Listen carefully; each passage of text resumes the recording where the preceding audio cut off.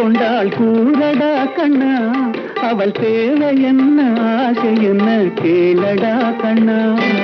நினைப்பதெல்லாம் வெளியில் சொல்ல முடியுமா கண்ணா, அதை நீ பிறந்த பின்பு கோர இயலுமா கண்ணா.